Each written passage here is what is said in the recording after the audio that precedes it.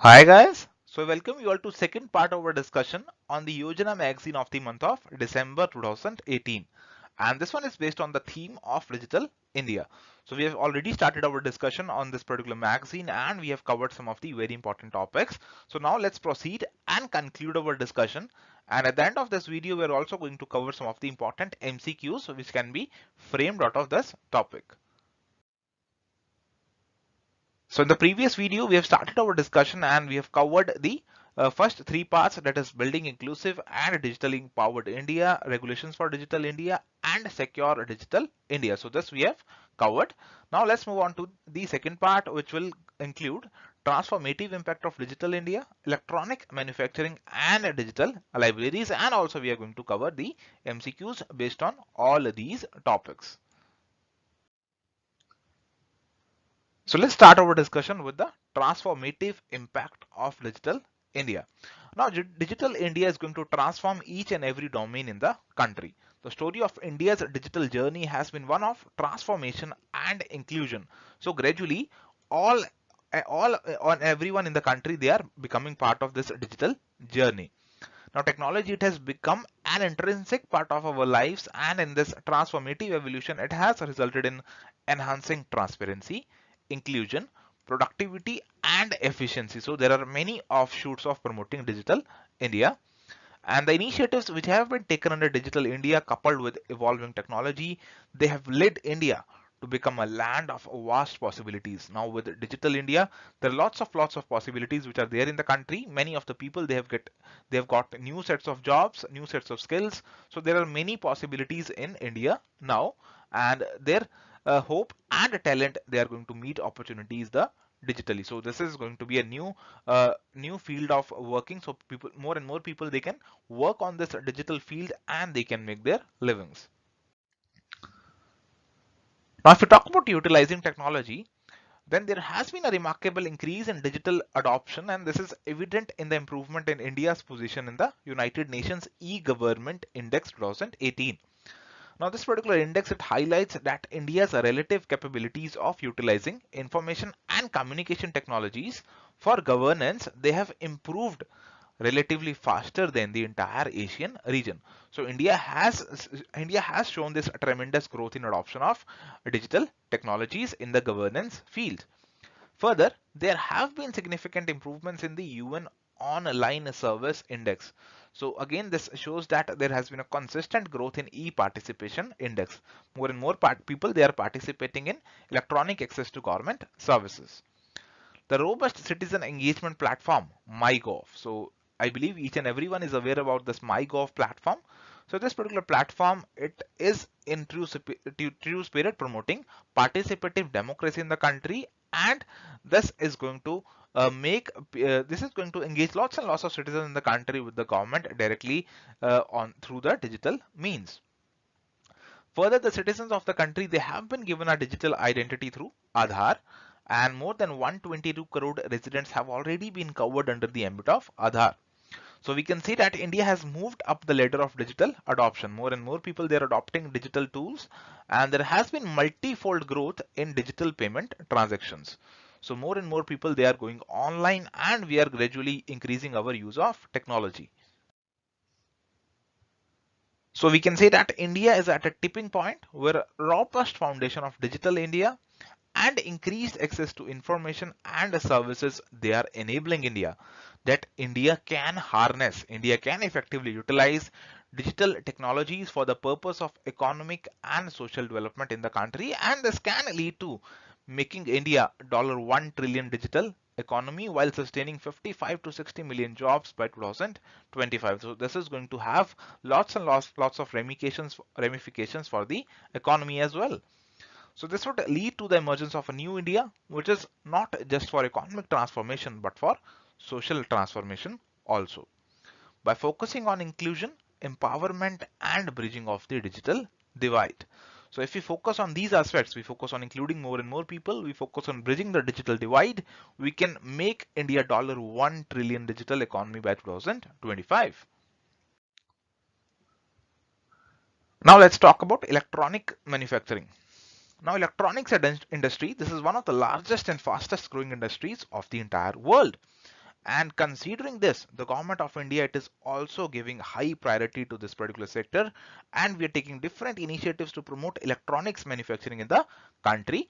And this is being done under the overall umbrella of Make in India and the Digital India flagship programs. Mobile handsets and their components manufacturing ecosystem is considered to be a champion product category under the Make in India flagship program. So under this electronic manufacturing, we are specifically more focusing on the mobile handsets manufacturing. And in this regard, it is very important to note here that during 2017-18, India has overtaken Vietnam to become the second largest mobile handset production geography after China. So we are gradually increasing our footprint in this electronic manufacturing segment. And if you talk about the policy interventions of the government during past 3-4 years in this direction, first is a robust differential duty structure.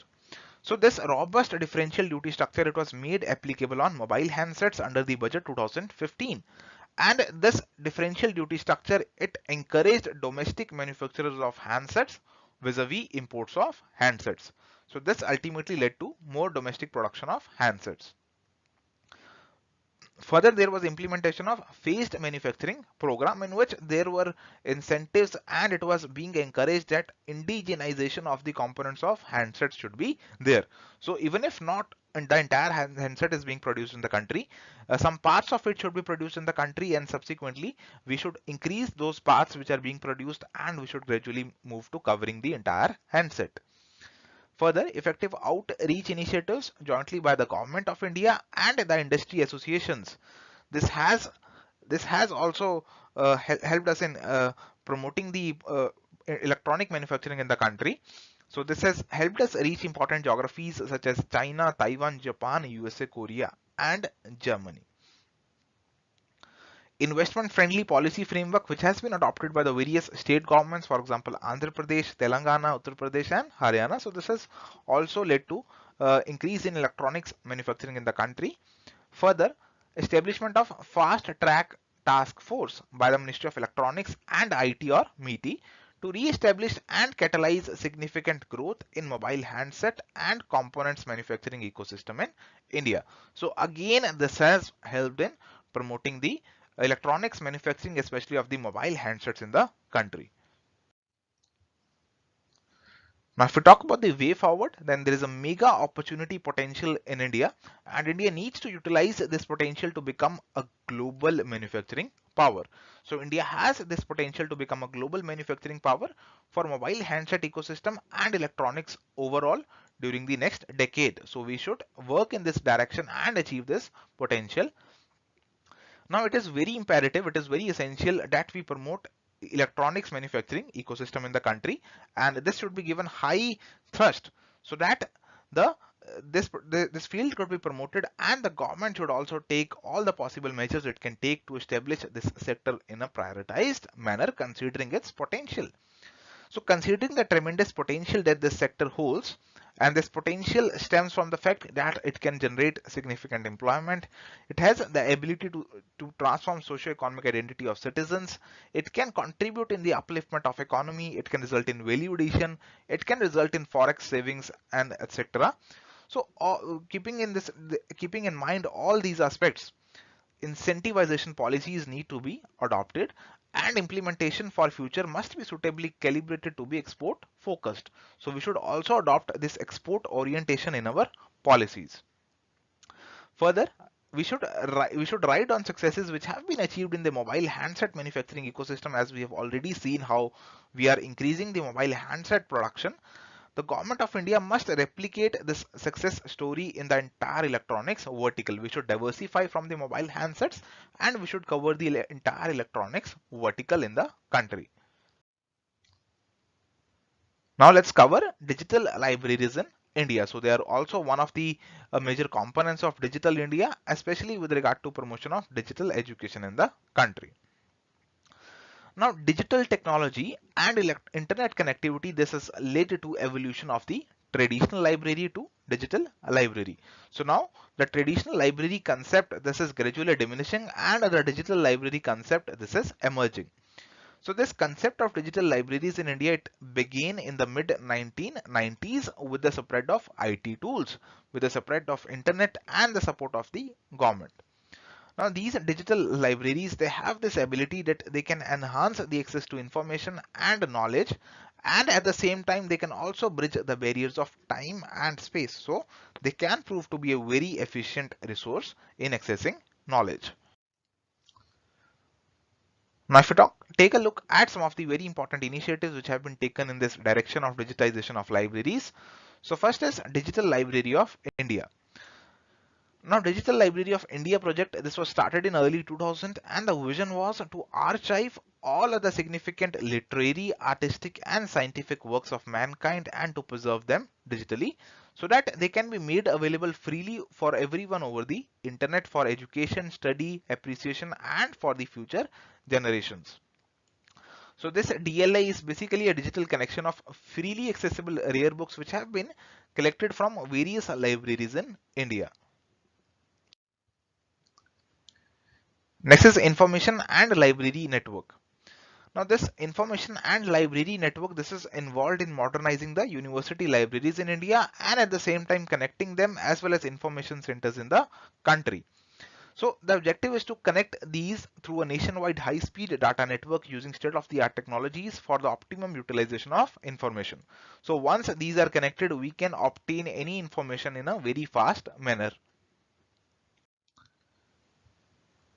Next is Shodh Ganga and Shodh Gangotri.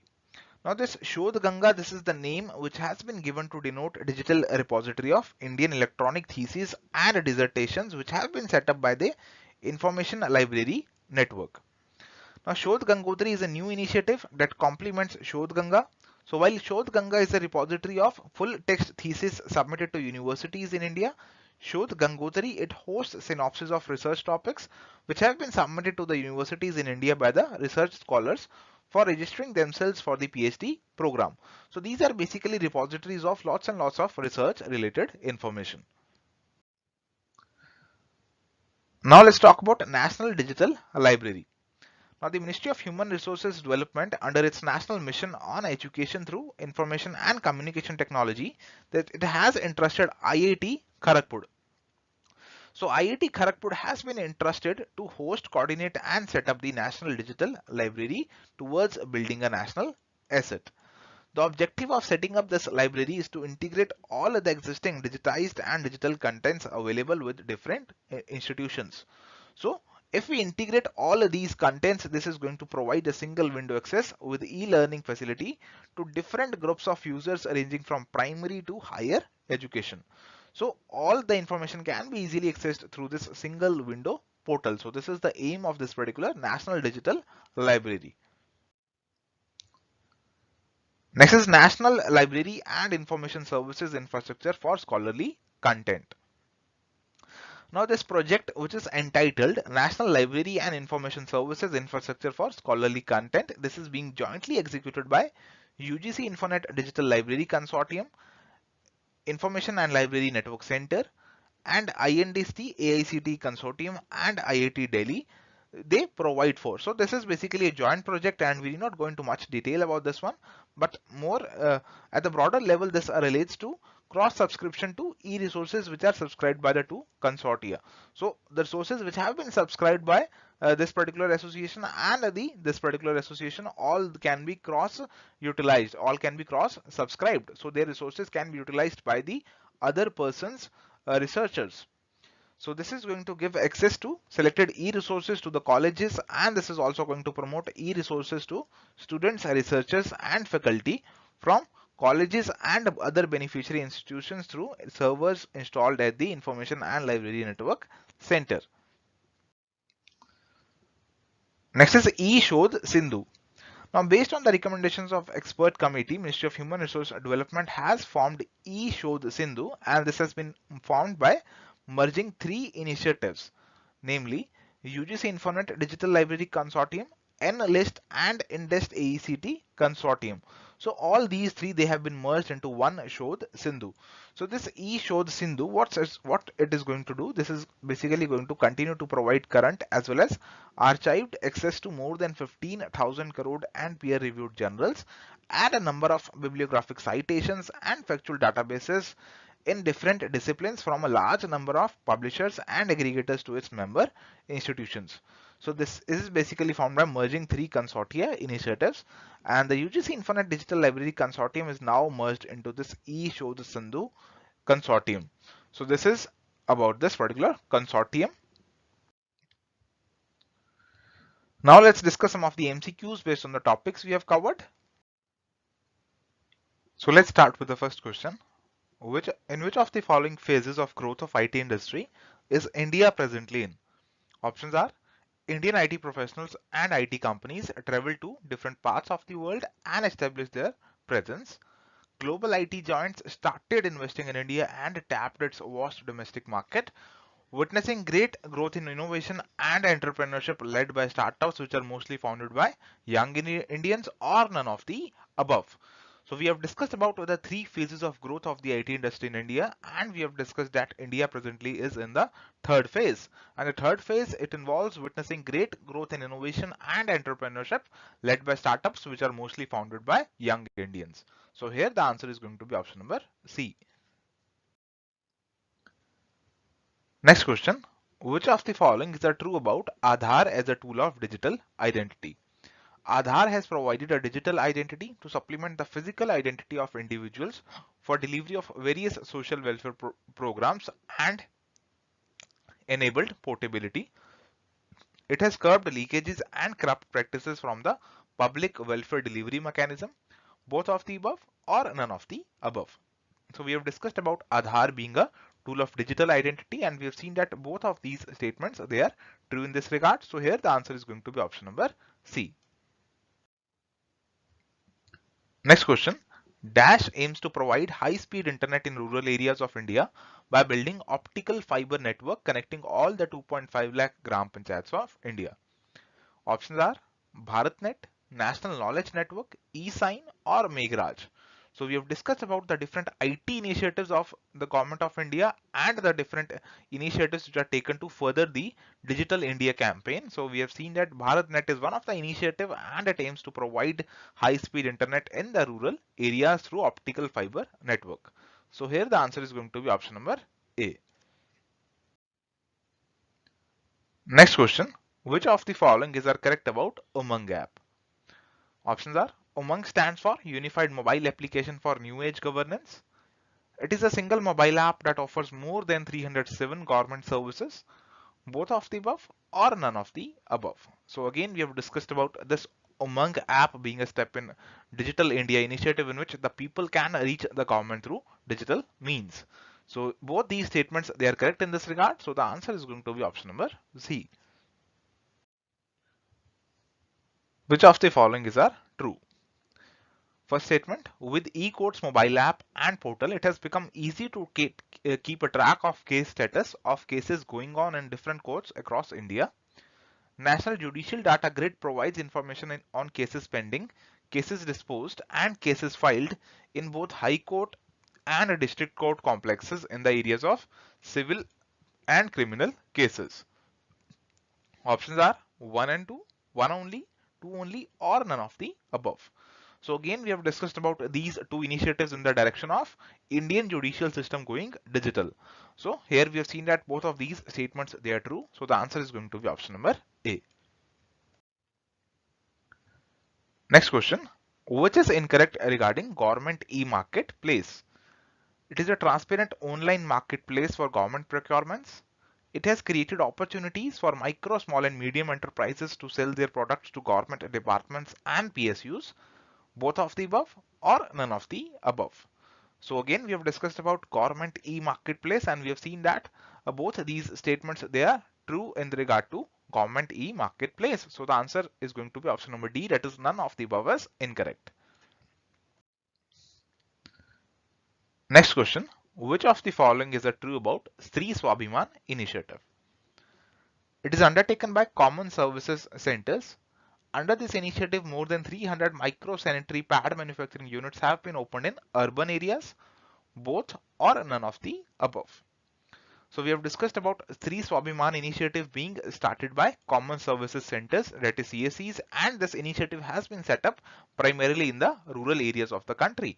So the second statement which talks about urban areas, this is going to be the incorrect one. So the first is going to be the true one. So answer is going to be option number A.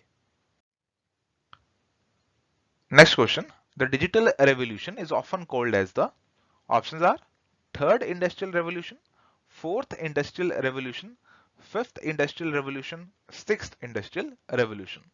So we have discussed about the digital revolution and we have seen that this is being referred to as the fourth industrial revolution. So this is option B is going to be the correct answer. Next question. National Digital Communications Policy 2018 seeks to achieve its goals by options are 2020, 2022, 2025, 2028. So we have discussed about this National Digital Communications Policy and we have seen that it seeks to achieve most of its goals or objectives by 2022. So the answer is going to be option number B. Next question. During 2017-18, India has overtaken Vietnam to become the dash largest mobile handset production geography. Options are second, third, fourth, or none of the above. So we have discussed that in 2017-18, India has become the second largest mobile handset production geography after China. So here the answer is going to be option number A. Next question. Which is the true about Digital Library of India project? DLI project started in early 2000 with a vision to achieve all the significant literary, artistic and scientific works of mankind and to preserve digitally. So we have the vision of archiving. Next is DLI is a digital collection of freely accessible rare books collected from various libraries in India. Both of the above or none of the above. So again, we have discussed about this particular project of Digital Library of India and we have seen that both of these statements, they are true with regard to this project. So the answer is going to be option number C. Next question. Dash is a repository of full text thesis submitted to universities in India. Options are Shodh Ganga, Shodh Gangotri, Shodh Sindhu or none of the above. So we have discussed about all of these three systems and we have seen that Shodh Ganga is a system in which there is a repository of full text thesis submitted to the universities in India. So the answer is going to be option number A. So guys, these are the answers. So this was all about our discussion on the Yojana magazine of the month of December 2018. Thank you.